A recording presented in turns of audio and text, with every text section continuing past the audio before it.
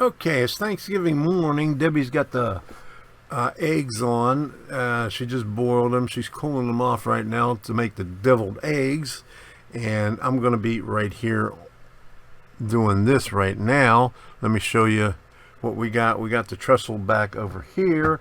And I'm getting ready to stain these cross members because, okay, I'll show it to you on this one here.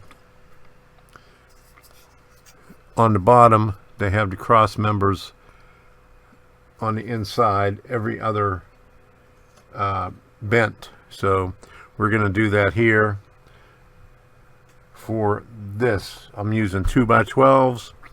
Here's my Indie ink solution, and we're going to go from there. And also, once I do that, here is my scale 8x8, which will be going up on either side of the track, like over there, once I put the track in. So I'll get these stained also. Here is the remaining 2x12s, 1, 2, 3, 4, 5, 6, 7, 8 of them, and then 10 of the 8x8s. So we'll see how far that goes for up on the top. Well, Debbie finished the deviled eggs, and we snacked on what was left over that didn't fit on the platter. And while she was doing that, I worked on this trestle right here.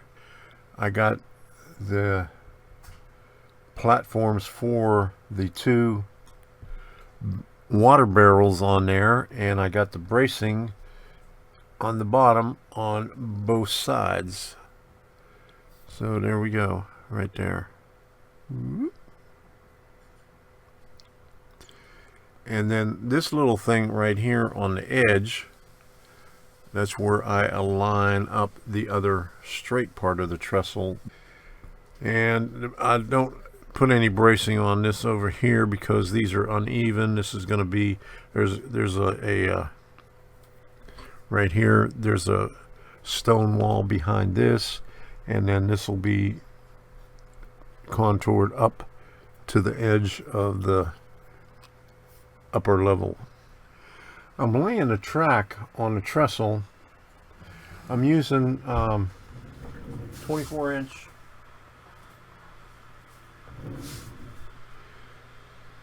curved track Atlas, and I'm taking it off the ties because it's easier to glue it and tack it down like this when it's already curved. The flex track is a little bit harder to work with, so this makes life a little bit easier. And what I did was, on the end of it, I have a short piece here to keep this end in gauge, so as I'm working around I could attach it down. Now what I did was I glued it in about 4 different places.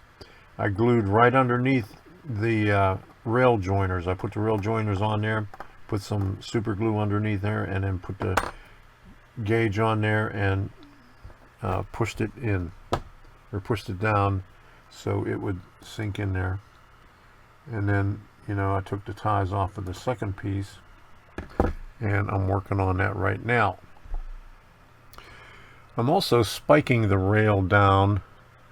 I have them alternated here and alternated here, and then I super glue the spike into place once it's in there, and I'll just go back and hit it every once in a while with the spikes after I have this thing glued in here, just to make sure that it stays in place. Well, we got some rails up on there now. Okay, I did 2 of the Atlas curved 24-inch. Now this came out a little bit less than 24-inch here, and then right here I had to use the flex track, and you see I cut it to the length all the way up to where will need it. But what I did was I put the Trestle in between the tracks and then spiked down the outside on both sides, and then came back. Now I'm trying to do this with one hand and it's not very easy, but came back and did the inside.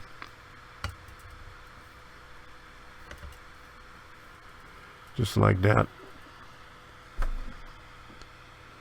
Okay, and then some of them I could not put them on the same tie. I went down and I hit the other spike because I put them in on an angle, going in like that, and sometimes it just doesn't work out. But working out so far, so good.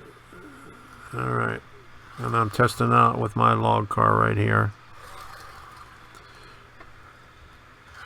So I'm going to have to, right now, put the straight piece in over here.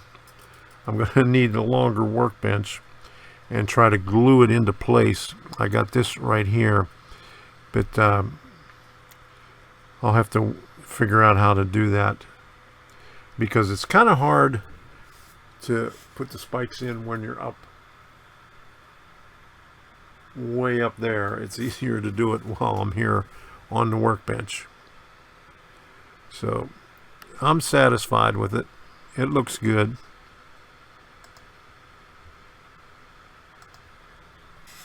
We got the ham on, and give it about an hour. It's fully cooked already. Just got to warm it up, and we'll be ready to eat dinner. All right. Here is a good use of a soldering tool. I had to glue these two pieces together, so I'm using I'm using this to hold the ties together, to hold this into place. And then I got these. I'm going to be using these track gauges right here on the straight section. So I made some room on the workbench, and this is going to work out pretty good. And I put this up on the layout to make sure everything is right. All right, I'm working on the straight section now. This is where the bridge is going to be, approximately right here. And I'll show you how I'm lining this up here. Okay, I have another one of these track gauges on the end, and I got it clamped so it's sitting right down the center of the trestle. But we're going to spike some of these in. Now, you can see some of these spikes here. Now let me see, I put a spike here to get it started, and back in here, these two places, and here's the beginning of the flex track right here. So I still got a 21-inch curve right here, and then I start straightening it out, and this is where we're using these gauges right here. But I'm gonna add spikes, the thickness of this gauge right here, right there. Okay, so, and go all the way up along here.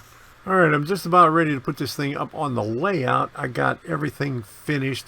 I'm not going to put the guardrails in between the track. That's just too much work. But let me show you what this thing looks like here. I got the timbers on the outside all the way from one end to the other, and you can see I got the little offsets for the fire barrels. So we're ready to go, and I already put some nails over here, so when I get it up there I could attach it to the layout. The only thing I got to do now is shave down one of the bents for the bridge. Been working on this thing all day. It's almost 10:30. I'm going to call it a night. I'd like to wish everybody a Merry Christmas. Hope everybody had a wonderful, wonderful Thanksgiving Day.